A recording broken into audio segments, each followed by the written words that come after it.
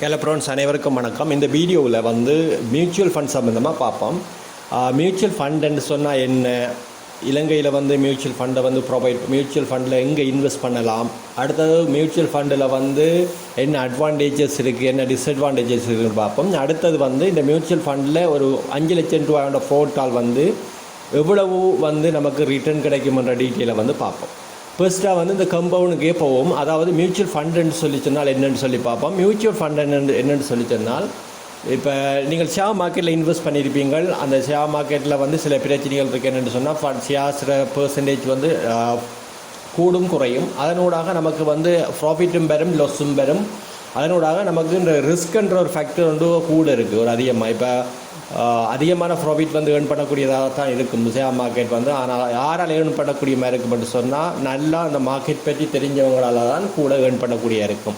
அப்போ அப்படி எதுவும் இல்லாமல் ஒரு ஷேர் மார்க்கெட் பற்றி தெரியாத ஒரு நபர் என்ன மாதிரி இன்வெஸ்ட் பண்ணலாம் ஷேர் மார்க்கெட்டில் அல்லது ஒரு மணி மார்க்கெட்டில் அல்லது ஃபாரெக்ஸ் ட்ரேடிங்கில் என்ற விஷயத்தை பார்ப்போம். இதுக்கு சில கம்பெனிகள் இருக்குது. என்னென்று சொல்லி சொன்னால், இந்த ஷேர் மார்க்கெட்டில் அதாவது பப்ளிக்கிலிருந்து, அதாவது மக்கள்கிட்ட இருந்து ஃபண்டுகளை கலெக்ட் பண்ணி இந்த என்டிபி மாதிரியானது, என்டிபி செக்யூரிட்டியாக இருக்கலாம் அல்லது வேறு செக்யூரிட்டிகள் இருக்குது. பார்த்திங்கன்னா தெரியும், கமர்ஷியல் பேங்குடைய செக்யூரிட்டி சம்மந்தமான டீட்டெயில் இருக்குது. அடுத்தது பார்த்திங்கன்னா தெரியும், யூனிஸ் ட்ரஸ்ட்ன்னு இருக்குது. அடுத்து சப்லாஜிக்ன்னு இருக்குது. இப்படி நிறைய கம்பெனிகள் இலங்கையில் இருக்குது. இந்த கம்பெனிகள் எல்லாம் என்ன செய்யும் என்று சொல்லி சொன்னால், பப்ளிக்கிட்டிருந்து மக்கள்கிட்டருந்து ஃபண்டை கலெக்ட் பண்ணி ஒரு செலக்டடான ஒரு கம்பெனிகளில் இன்வெஸ்ட் பண்ணுவாங்க. எக்ஸாம்பிள் என்டிபி எடுத்துக்கொண்டீங்கன்னு சொல்லி சொன்னால், என்டிபி கொழும்பு ஸ்டாக் மார்க்கெட்டை அனலைஸ் பண்ணி, அதாவது பங்குச்சந்தையை அனலைஸ் பண்ணி, அதில் வார ஒரு நல்ல ஒரு 10 அல்லது 20 கம்பெனியில் இந்த என்டிபி என்ன செய்யும்னு சொல்லி சொன்னால், ஒரு 100 பேரிடமிருந்து கலெக்ட் பண்ணுற மணியை இன்வெஸ்ட் பண்ணும். அப்படி இன்வெஸ்ட் பண்ணுறதுக்கூடாக ஒரு மாதம் சொல்லலாம் அல்லது வருஷம் என்று சொல்லலாம். ஒரு வருஷம் உங்களுக்கு ஒரு 30-40% ஒரு இன்ட்ரெஸ்ட் கிடைக்கிறதாக இருந்தால், அந்த இன்ட்ரெஸ்ட்டில் உங்களுக்கு ஒரு 15% அல்லது 17% அளவில் உங்களுக்கு ஃபிக்ஸட்டாக கண்டினியூவாக ஆனுவலாக தந்து கொண்டே இருப்பாங்க. அதே நேரம் இந்த என்டிபிஓ அல்லது இந்த கம்பெனிகள் வெல்த் மேனேஜ்மெண்ட் கம்பெனிகள் என்ன செய்யும் என்று சொல்லி சொன்னால், ஒவ்வொரு வருஷமும் தங்களுடைய போர்ட்ஃபோலியோவை லாபம் அடைகிற கம்பெனிகளுக்கு கூடாக நட்டமடைகிற கம்பெனிகள் அனலைஸ் பண்ணி அதுக்கேற்ற மாதிரி மாற்றி கொண்டு போவாங்க. எக்ஸாம்பிள், இவங்க போன வருடம் ஒரு 20 கம்பெனியில் இன்வெஸ்ட் பண்ணியிருக்கிறாங்களான்னு சொன்னால் ஒரு 20 மில்லியன். அதில் அவங்களுக்கு ஒரு 18 கம்பெனியில் ப்ராஃபிட் கிடச்சிருக்கு. 2 கம்பெனி கொஞ்சம் இந்த வருஷம் 2024 நெக்ஸ்ட் வருஷத்தில் கொஞ்சம் பிரச்சனையாக இருக்க போதாக இருந்தால், அந்த 2 கம்பெனியும் தூக்கிட்டு வேறு 2 கம்பெனியை அவங்களுடைய போர்ட்ஃபோலியோவில் ஆட் பண்ணிவிட்டு அவங்களுடைய வெல்த் பிளானை கொண்டு போவாங்க. அப்படியான வெல்த் பிளானை அவங்க என்ன செய்கிறாங்கன்னா ஒரு இண்டிவிஜுவலுக்கும் கொடுக்குறாங்க. ஒவ்வொரு இண்டிவிஜுவல் இப்போ எக்ஸாம்பிள் நீங்கள் ஒரு ப்ரைவேட் செக்டரில் ஒர்க் பண்ணுறீங்க, உங்களுக்கு ஒரு பென்ஷன் ஸ்கீமில் ஒன்று இல்லைன்னு சொல்லி சொன்னால், நீங்கள் ஒரு 20 வயதில் நீங்கள் ஜாயின் ஆகிறீங்க, ஒரு 40 வயது அல்ல 60 வயதில் ரிட்டையர் ஆக போகிறீங்கன்னு சொல்லி சொன்னால், நீங்கள் அந்த உங்களுடைய பீரியட் 40 இப்போ 20 வயதில் இந்த வெல்த் பிளான் ஜாயின் ஆகக்குள்ள ஒரு 60 வயதில் நீங்கள் பென்ஷனுக்கு போகிறீங்க இல்லை ரிட்டையர்மெண்ட் பிளானுக்கு போகிறீங்களான்னு சொன்னால் உங்களுக்கு 40 வருஷம் இருக்கு இடையில.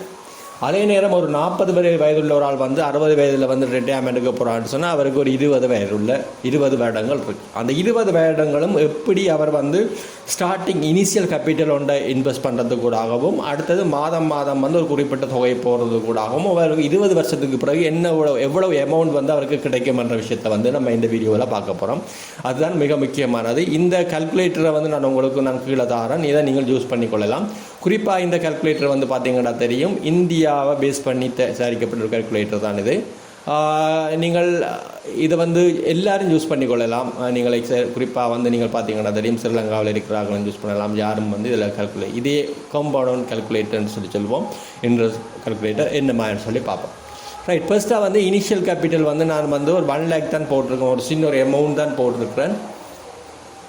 1 lakh நீங்கள் ஒரு அக்கௌண்ட் ஒன்று திறக்க போகிறீங்களே. இப்போ குறிப்பாக இந்த என்டிபியில் திறக்கிறேன்னு சொல்லிச்சுன்னா, ஸ்டார்டிங் இனிஷியல் கேபிட்டல் ஒன்று நீங்கள் கொடுக்க வேணும். அது நீங்கள் 1 lakh மினிமம் நினைக்கிறேன்.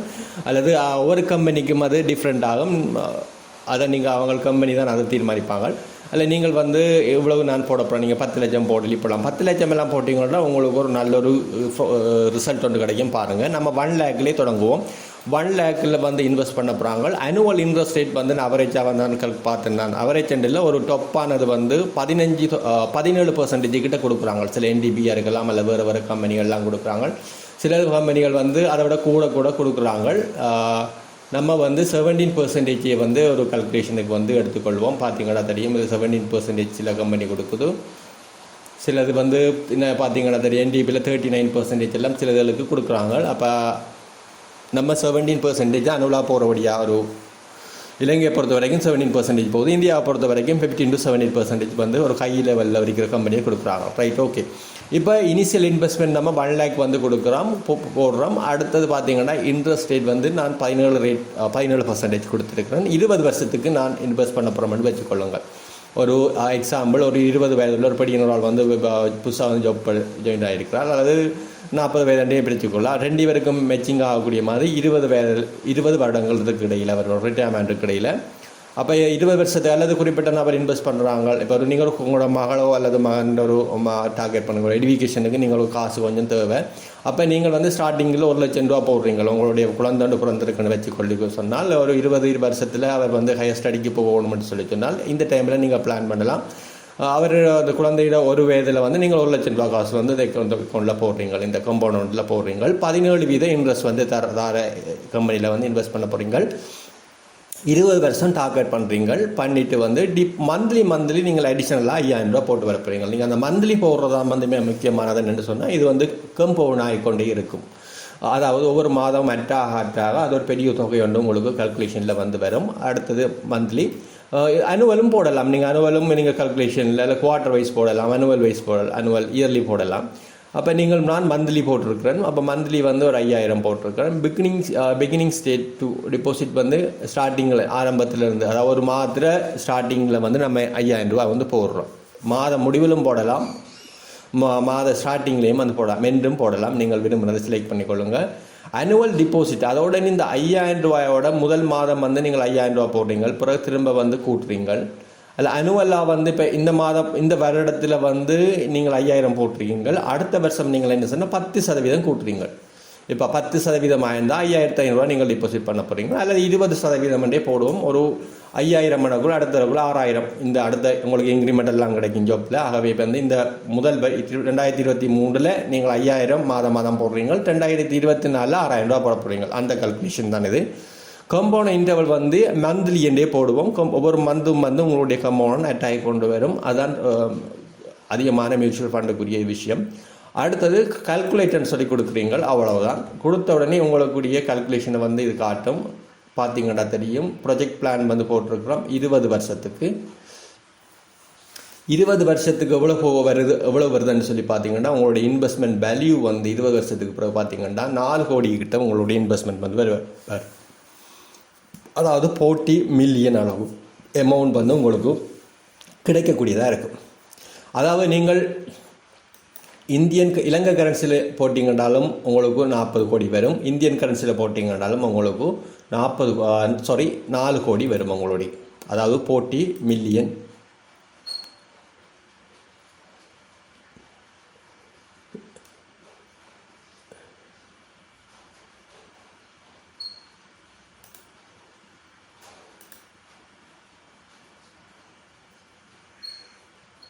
ரைட், 40 மில்லியன் வந்து வரும். நீங்கள் என்ன US டாலரில் போடுறீங்களோ அல்லது எந்த கரன்சியில் போடுறீங்களோ போட்டிங்கன்னா உங்களுக்கு 40 மில்லியன் வந்து கிடைக்க போகுது. எவ்வளவு இன்வெஸ்ட் பண்ணதுக்கு பார்த்தீங்கன்னா 1 லேக் வந்து இனிஷியல் இன்வெஸ்ட்மெண்ட் கொடுத்துட்டீங்க, மாதம் 5000 கொடுத்துட்டீங்க. ரைட், இதில் பார்த்தீங்கன்னா இன்ட்ரெஸ்டால் உங்களுக்கு கிடைச்சதே வந்து 28 மில்லியன் வந்து உங்களுக்கு கிடைச்சிடும். இனிஷியல் இன்வெஸ்ட்மெண்ட் பார்த்தீங்கன்னா தெரியும் 1 லேக் தான். அடுத்து அடிஷ்னலாக வந்து உங்களுக்கு டிபாசிட் பண்ணிங்க, மாதம் நீங்கள் 5000 ரூபா போட்டு வரீங்களா, அந்த டிபாசிட்டால் உங்களுக்கு 11 மில்லியனுக்கிட்ட நீங்கள் போட்டுறீங்க. உங்களோட அனுவல் இன்ட்ரெஸ்ட் வந்து 17%. உங்களுடைய 20 வருஷத்துக்குரிய ரிட்டர்னை பார்த்தீங்கன்னா தெரியும் 2825% வந்து உங்களுக்கு டோட்டலான போர்ட்ஃபோலியோவில் உங்களுக்கு இன்க்ரீஸ் ஆகிருக்கும். இது அனுவல் பிரேக் டவுனை பார்த்தீங்கன்னா உங்களுக்கு தெரியும். ஃபர்ஸ்ட் இயரில் இனிஷியலில் பார்த்தீங்கன்னா 1 லேக் போடுறீங்க. அதோடு சேர்த்து பார்த்தீங்கன்னா தெரியும் திரும்ப மாதம் போடுறீங்களா 12,60 வந்து உங்களுக்கு வந்து 60,000 ரூபா ஒவ்வொரு இயரும் வந்து அட் ஆகுது. அடுத்த செகண்ட் இயரில் 72,000 அட் ஆகுது. அதோடு சேர்த்து பார்த்தீங்கன்னா தெரியும் இந்த ஃபர்ஸ்ட் இயர் 1 லட்சம் ரூபாய்க்குரிய காசு வந்து 24,211 ரூபா. இப்போ இதில் ஒரு நல்ல விஷயம் என்னென்னு சொன்னால், இந்த கட்டாயம் உங்களோட இனிஷியல் இன்வெஸ்ட்மெண்ட் கூட இருக்குமாக இருந்தால் உங்களுடைய இனிஷியல் இன்வெஸ்ட்மெண்ட் நீங்கள் ஒரு 10 லட்சம் வந்து போடுறீங்க, 10 லட்சம் போடுறீங்க அல்ல 1 மில்லியன் போடுறீங்கன்னு வச்சுக்கொண்டு நீங்கள் மாதம் நீங்கள் ஒரு 2,000 ரூபா போட்டிங்கன்னா கூட உங்களுடைய பாருங்கள் மாதம் 2,000 ரூபா நீங்கள் போட்டு வாரீங்க. இதில் கால்குலேஷனை பாருங்கள் நீங்கள் எந்த மாதிரி வருதுன்னு சொல்லி பார்த்தீங்கன்னா 44 மில்லியன் உங்களுக்கு டோட்டலாக வந்து இதில் கிடைக்கக்கூடியதாக இருக்கும். ஆரம்பத்திலே வந்து நீங்கள் ஸ்டார்டிங்கிலே ஒரு 10 லட்சம் ரூபாயை போட்டுட்டு பிறகு வந்து 2,000 ரூபாயை போட்டு வந்தீங்கன்னு சொல்லி சொன்னால் இந்த ஒரு அமௌண்ட் கிடைக்கும். திரும்ப 5,000 ரூபாயே வந்து நீங்கள் போடுறீங்களாக இருந்தால் 6 கோடிக்கு மேலே வந்து உங்களுடைய ரிட்டர்ன் வந்து கிடைக்கும். இனிஷியல் இன்வெஸ்ட்மெண்ட் மட்டும் வந்து நீங்கள் 1 மில்லியனை மட்டும் போட்டுட்டு மாதம் நீங்கள் 5,000 ரூபான்னு போட்டு வர போகிறீங்க என்றால் உங்களுக்குரிய இது பெரிய ஒரு அமௌண்ட் வந்து உங்களுக்கு வந்து பார்த்தீங்கன்னா தெரியும். 4 கோடி வந்து 6 கோடியாக சிம்பிளாக வந்து மாறும். ஏன்னா உங்களுடைய இனிஷியல் கேபிட்டல் வந்து 1 மில்லியன் தான் இருக்கும்போது. ஆகவே இதில் ஒரு பார்த்தீங்கன்னா தெரியும் நிறைய ஒரு அட்வான்டேஜஸான ஒரு விஷயம் உண்டு. இதில் வந்து நிறைய கண்டிஷன்ஸ் இருக்குது.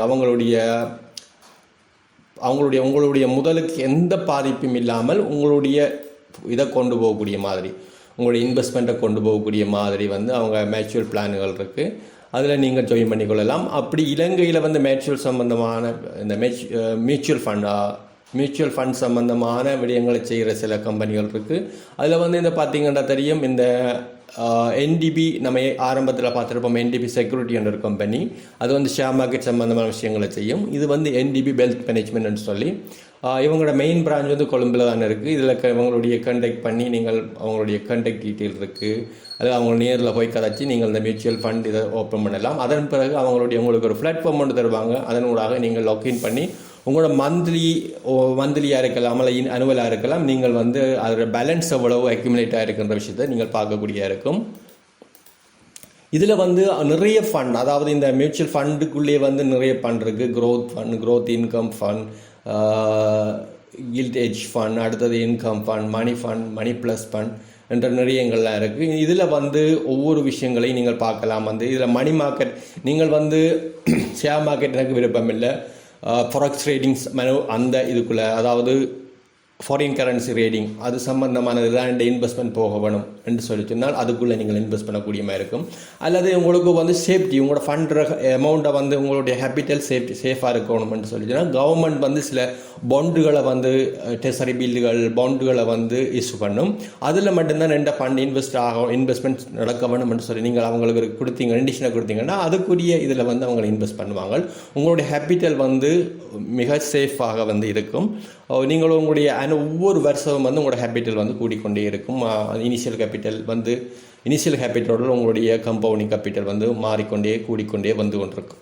ரைட், அடுத்தது செக்டர் ஃபண்ட் ஒன்று இருக்குது. இதுதான் வந்து ஷேர் மார்க்கெட் சம்பந்தமானது. சில பேங்கிங் செக்டரில் வந்து அல்லது மேனுஃபேக்சரிங் செக்டரில் அப்படி என்று சில செக்டரை வந்து இவங்க வச்சுருப்பாங்களோ, ஒரு செக்டருக்குள்ளேயும் வந்து அந்த செக்டர் உள்ளதுக்குள்ளே மட்டும் இன்வெஸ்ட் பண்ணுவாங்க. அப்போ அதனூடாகவும் உங்களுடைய ஃபண்ட் வந்து ஒரு சேஃபான ஒரு நிலையில் வந்து இருக்கும்.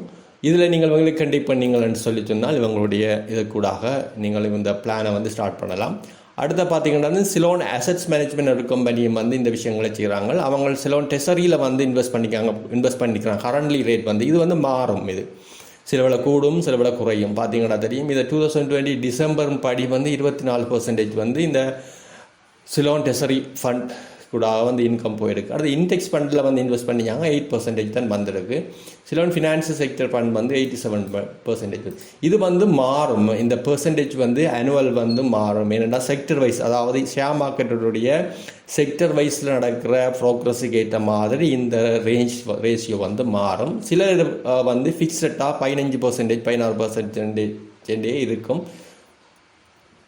அப்போ அதையும் நீங்கள் பார்த்துக்கொள்ளக்கூடியதாக இருக்கும். அதில் அவங்களுடைய வெப்சைட் ஒவ்வொன்றும் வந்து நிறைய பார்த்தீங்கன்னா தெரியும். அது சொல்லுவாங்க, முழு டீட்டெயிலும் வந்து இதில் கொடுத்துருப்பாங்க. Ceylon income fund, Ceylon tourism fund, Ceylon financial sector fund, அடுத்தது சிலோன் இண்டெக்ஸ் ஃபண்ட், அப்படி நிறைய விஷயங்கள் வந்து இருக்கும். இந்த பார்த்தீங்கன்னா தெரியும் ஃபினான்ஷியல் செக்டர் ஃபண்ட் ஏன் இன்க்ரீஸ் ஆகிருக்குன்னா ஆரம்பத்தில் பார்த்தீங்கன்னா தெரியும் மார்க்கெட் வந்து கோவிட்-19க்கு பிறகு ஃபினான்ஷியல் செக்டர் ஃபுல்லாக வந்து டவுன் ஆகியிருந்தது. பிறகு இப்போ வந்து பூம் ஆகி தொடங்கி விடுகிறதா தான் இந்த 87% கிட்ட இன்கம் வந்து ஜெனரேட் ஆகிருக்கு.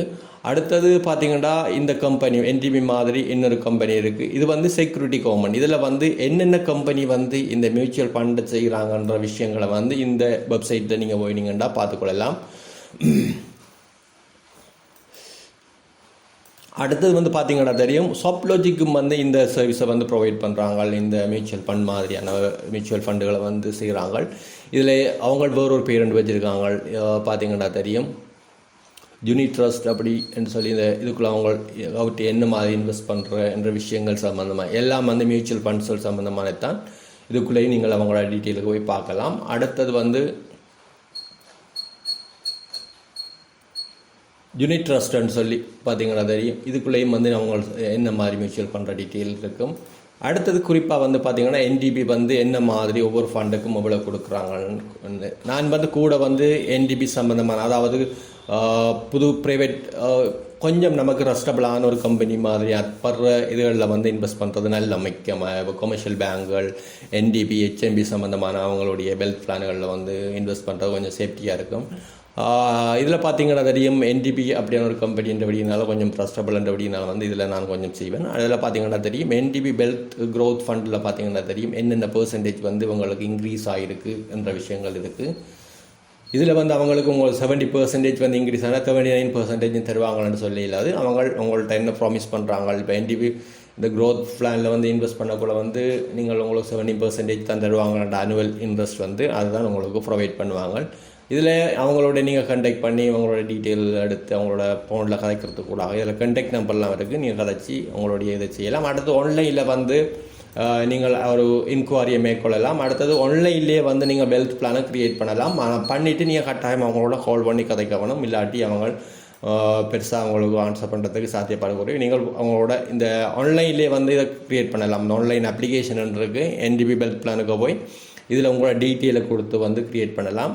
கொடுத்துட்டு அவங்களோட நீங்கள் ஃபோனில் கழிச்சிங்கன்னா தான் அவங்களுடைய அக்கௌண்ட் வந்து க்ரியேட்டட் ஆகும். இதில் வந்து நீங்கள் இண்டிவிஜுவலாக போய் க்ரியேட் பண்ணலாம். அடுத்தது ஜாயின், இப்போ நீங்கள் ஒரு ஹஸ்பண்ட் அண்ட் ஒய்ஃப்னு சொல்லி சொன்னால் நீங்கள் ஜாயிண்டான ஒரு அக்கௌண்ட்டை வந்து நீங்கள் க்ரியேட் பண்ணலாம். அல்லது இன்ஸ்டிடியூஷனாக ஒரு தற்செயலாக நீங்கள் ஒரு சில கம்பெனிகள் இருக்குது, உங்கள்ட்ட அடிஷ்னலாக ஃபண்ட் இருக்குதுன்னு சொல்லினா நீங்கள் ஒரு என்ஜிஓவாக இருக்கலாம்.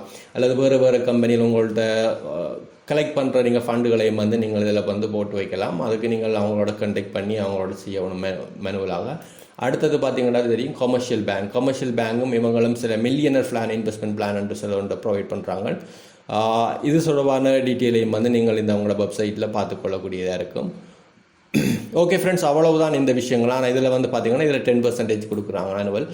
நீங்கள் இந்த கமர்ஷியல் பேங்கையும் வந்து நீங்கள் டெஸ்ட் பண்ணி பார்க்கலாம். இதில் பார்த்திங்கன்னா தெரியும், ஒரு 10% மாற்றிட்டு நீங்கள் போட்டிங்களான்னு சொல்லி சொன்னால் இவ்வளவு என்ன மாதிரி நீங்கள் எந்த கால்குலேஷனும் போடலாம். இப்போ பார்த்தீங்கன்னா 27 மில்லியன் வந்து உங்களுக்கு கிடைக்கக்கூடிய இருக்கும். 1 மில்லியன் இனிஷியல் இன்வெஸ்ட்மெண்ட், 10 வீதம் தராங்க. 20 வருஷத்துக்கு போட போகிறீங்க. மந்த்லி நீங்கள் அடிஷ்னலாக 5000 ரூபா போடுறீங்க. ஆனுவல் டிபாசிட்டாக வந்து இன்க்ரீஸ் பண்ண போகிறீங்க 20,000. ஃபர்ஸ்ட் இயரில் 5000 ரூபா போட போகிறீங்க, அடுத்த இயரில் 6000 ரூபா போட போகிறீங்க. அப்போ அடுத்த வருஷம் நீங்கள் 20% கூட்டுவீங்க அப்படின்னு சொன்னால். நான் இதில் பெர்சன்டேஜை பார்த்தீங்கன்னா தெரியும், 631% தான் வருது. காரணம் என்னென்னு சொன்னால் இந்த இன்ட்ரெஸ்ட் ரேட் வந்து குறைவாக இருக்கிறபடி தான். ஓகே ஃப்ரெண்ட்ஸ், இவ்வளவு தான் இந்த மியூச்சுவல் ஃபண்ட் சம்பந்தமான டீட்டெயில்கள். நீங்கள் வந்து இவங்களுடைய குறிப்பிட்ட அந்த ஏஜென்சிகள், அதாவது இவங்களுடைய பேங்குகள் அல்லது இந்த ப்ரைவேட் கம்பெனிகள், வெல்த் பிளான் கம்பெனிகளை கண்டெக்ட் பண்ணுறதோடாக மேலதிக தகவல்களை பெற்றுக்கொள்ளக்கூடிய இருக்கும். அதிகமானவங்களுக்கு இந்த இப்படியான ஒரு சிஸ்டம் இருக்குன்னு தெரியாது. அதிகமாக மேக்ஸிமம் தெரிஞ்ச நம்மளை சாதாரண மக்களுக்கு தெரியும் என்னென்னு சொன்னால் ஃபிக்ஸட்டில் கொண்டு போடுறது, அதுவும் எல்டர்ஸ் சம்பந்தமான இதில் கொஞ்சம் கூட இன்ட்ரெஸ்ட் அப்படின்னா அதில் இன்வெஸ்ட் பண்ணுவாங்க. இப்படி மியூச்சுவல் பிளான் ஒன்று இருக்குது என்ற விஷயங்கள் கூட அதிகமானவங்களுக்கு தெரியாது. ஆகவே அவங்களுக்கு தெரிஞ்சவங்களுக்கு இந்த வீடியோவை ஷேர் பண்ணலாம். ஏதாவது கேள்விகள் இருந்தாலும் கேட்கலாம்.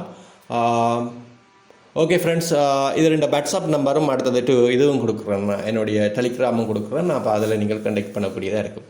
ஓகே ஃப்ரெண்ட்ஸ், இன்னொரு வீடியோவில் சந்திப்போம். நன்றி, வணக்கம்.